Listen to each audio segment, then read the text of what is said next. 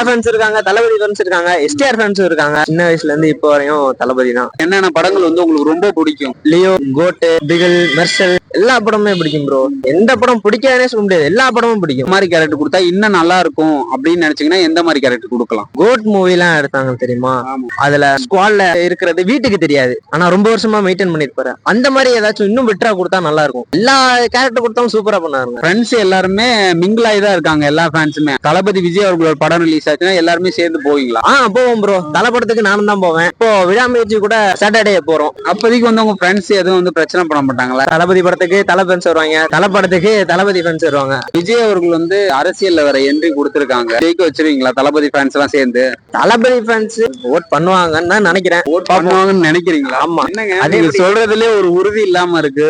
ஓட்டு போடுவீங்களா போட மாட்டீங்க? இல்ல கண்டிப்பா ஓட்டு விழுகும். தளபதி ஃபேன்ஸ் முக்கியமா ஓட்டு போடுவாங்க, மித்தவங்க ஓட்டு போட்டா பண்ணலாம். ஆனா போட மாட்டாங்களா?